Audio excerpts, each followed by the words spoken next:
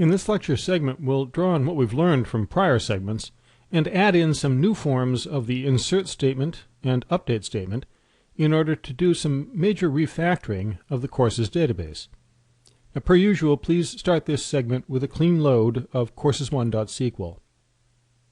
The goal of the segment will be to convert a courses database, like the one in courses1.sql, into a database structured like courses2.sql, which file is also supplied with this lecture. The courses2.sql file is nearly the same as the one you may have encountered in a recent lab. It has more tables than courses1.sql, including a decomposition of the person table into person, student, and teacher. It has an organization of departments and majors as an enum with a lookup table implementation. It has a course table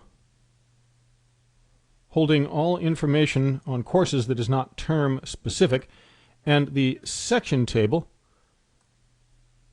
has been refactored into a join table between course and term. And then there is an added one-to-n relationship between course and teacher, setting up a faculty coordinator, or a course coordinator. Of course, 2.sql also has a few extra columns, by the way, just for fun. And here's an ER diagram for courses 2, also included with this lecture. So as you can see, we got the person-student table breakout, we've got the department enum, and we've got course and section broken out like this.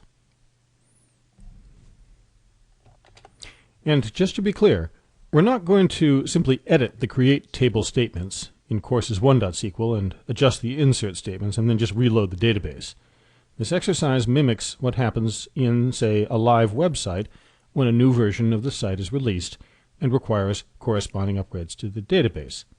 For instance, imagine there were hundreds of students and teachers in the person table after months of website activity, and we needed to break person into person, student, teacher tables to support a change to the website software.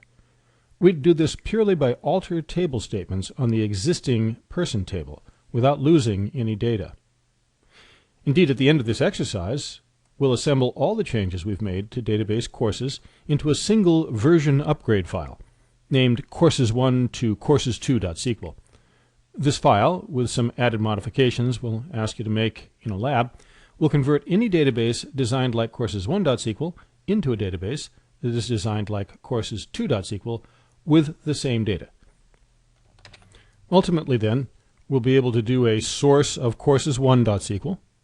We'll do arbitrary data manipulation on the courses database, even months worth of data. And then we can do a source courses1 to courses2.sql, and we'll end up with a courses database having all the same arbitrary data that was added, but using the courses2 structure. This is how database upgrades are done at many websites. So, refactoring the courses database, let's start by refactoring the person table into person, student, and teacher tables. Review, if necessary, the table-based inheritance discussion from an earlier topic. This is the design in which a base table, e.g. person, is augmented by one or more derived tables, for instance, student and teacher, that extend the base table by adding additional columns appropriate only for certain rows of the base table. The base and derived tables share the same primary key, so that the derived table's primary keys become both primary keys in their own table and foreign keys referring to the base table. The example in the earlier segment used a person base table with derived teacher and student tables, though with slightly different columns from our person table. We'll set up the same arrangement here. The person table will have all the information common to teachers and students, for instance, first name, last name, gender, and so forth. The student table will have units completed and major, and the teacher table will have department. We'll factor out the teacher table first, and we'll leave the student table for you to do. So, question 1. Unsurprisingly, I'll ask you to do most of the work, even for the teacher table. So start, please, by writing a create table statement to create a new, empty teacher table having just 2 columns, and figure out what those should be.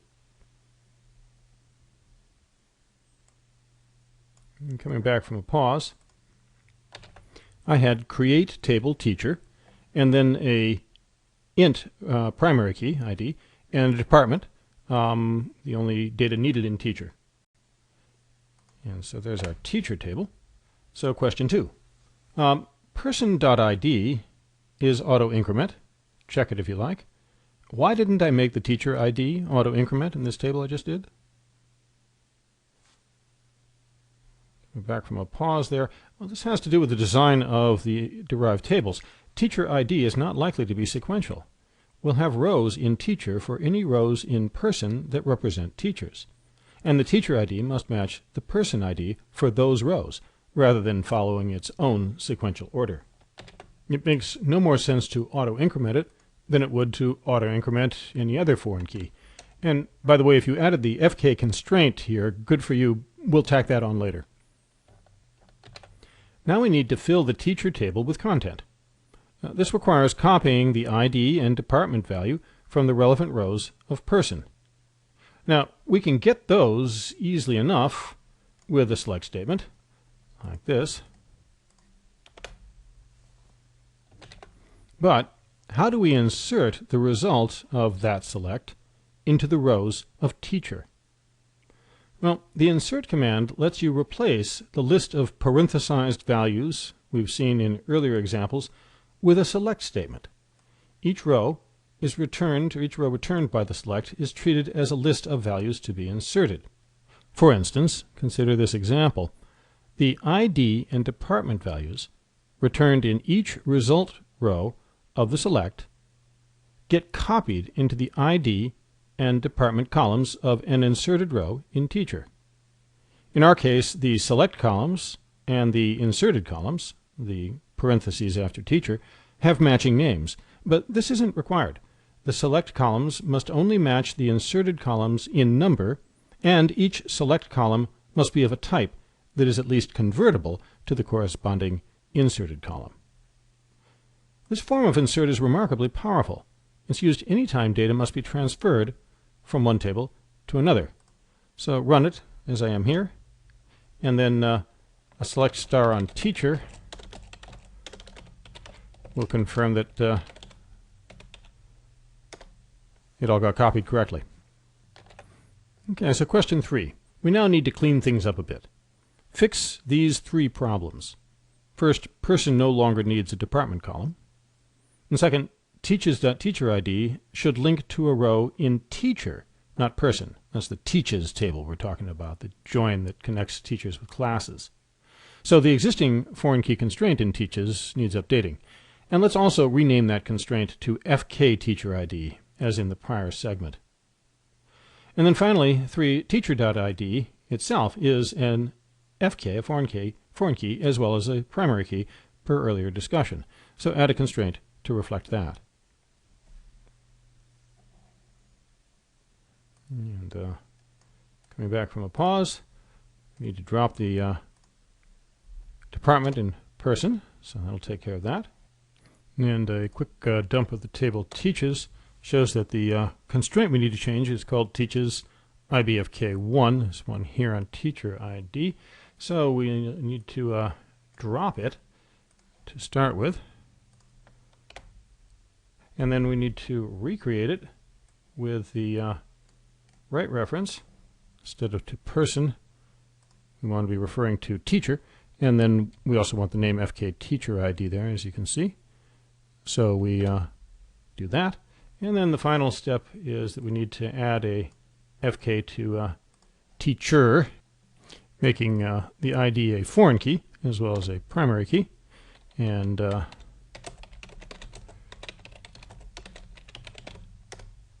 we have that set up there then. And that's it. Now start collecting all of these SQL statements into your courses1 to courses2.sql file. Also, write, test, and then add to that SQL file a similar block of code for breaking major and units completed out into a student table. Now, I won't supply an answer for this, but it may be part of an upcoming lab. The statements for breaking out the student table are a near copy of what we did for teacher with appropriate adjustments. Our next refactoring here is to make the department a lookup table enum. Recall from our discussion on enums that one common enum design uses a lookup table of enum choices.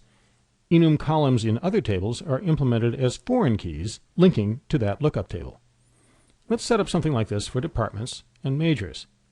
We'll have a lookup table of departments, majors, and any columns representing a choice of department or major will link to it.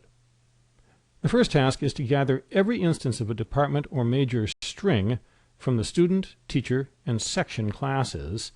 Let's do this using a temporary table.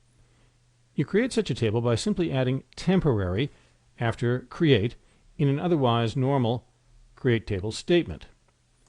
We only need one column in our temporary table, so our declaration will be create temporary table, department names, and one column with the name. And there we go. A temporary table works exactly like a normal one, except that it automatically goes away at the end of your current database session, or when your database connection closes, to be exact. That's something we'll get into in a later topic. There's no need to drop it or otherwise clean it up. And such tables are routinely used for intermediate data gathering. So here's question 4. Write 3 insert statements to fill table department names with every value that appears in columns teacher.department, student.major, or section.department. And don't worry about duplicate rows. We'll remove those later. You will find it necessary to use insert with select.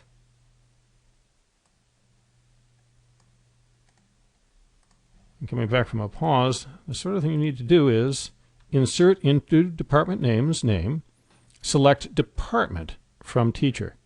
Remember I said the names don't have to match between the selected and inserted columns as long as they're the same number and type. And then we'll do similar inserts for the other 2 columns in question, department from section, and then of course for student. And by the way, I included the parenthesized insert column department in these, in these statements, but when all columns in the target table are being inserted, in this case just the one column, you can omit that parenthesized list. So for instance, I could have said insert into department names, select department from teacher. And a quick dump of the department names content now shows that we have collected with duplicates every example of a department or a major. So now we need to create a department lookup table. Write a create table statement for that. When we insert rows into it, it'll be convenient to have an auto-incrementing key, so include that. And note, a good enum lookup table would have no rows with the same enum value. So enforce that as well. And coming back from a pause there, an enum lookup table needs just an ID, and a name, and we need a unique key on the name. So here's what you got. Sorry for the non-broken line there. Auto increment primary key, and then name varchar, not null, and then unique on name, and that collectively sets up our department table. So now write and insert with select to fill this new table department with values from table department names, with no duplicates. Remember that the select within the insert can use any features normally available to select. So coming back from a pause there, we want distinct names from department names. So we'll have select distinct name from dep names. Also, there's no graceful way to set up the department ID, so we'll leave it out of the inserted columns, and we'll just let the auto-increment take care of it instead. So doing a select star from department now shows that we've got a department table all set up there. Now, this process of gathering data into a temporary table and then extracting it back out via clever selects is a standard approach worth remembering. Okay, now we need to replace all varchar columns that held department or major names with foreign key columns instead, linking to department. Let's also add ID to the replacement column names to avoid ambiguity. So for instance, column department ID replaces column department. And question 6. For one such column, let's say teacher.department, do the following. First, add a new column, department ID. Second, add an appropriate foreign key constraint. And then we'll deal with filling department ID with values in a moment.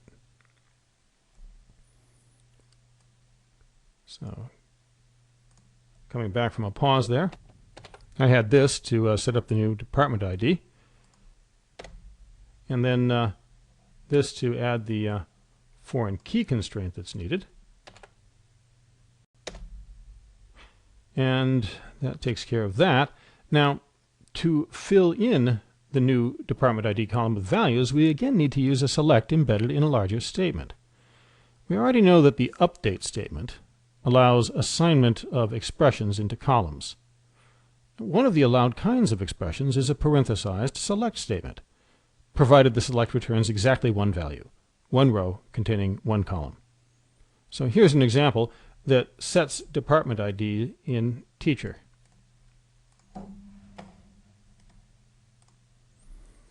Update teacher, set department ID equals, and then a select. Select ID from department, where teacher.department equals name. And note, by the way, that the select allows use of columns from the teacher table that's being updated, as well as the department table that's being queried. So when we run this, that update will run the select for each row of teacher, in each case finding the ID of the department that has the same string content as teacher department, the same name, and assigning that ID into department ID. Run that, and then do a select star from teacher to confirm it, and there the department ID is all set. And the only remaining task is to remove the no longer needed department column from teacher, and we're done.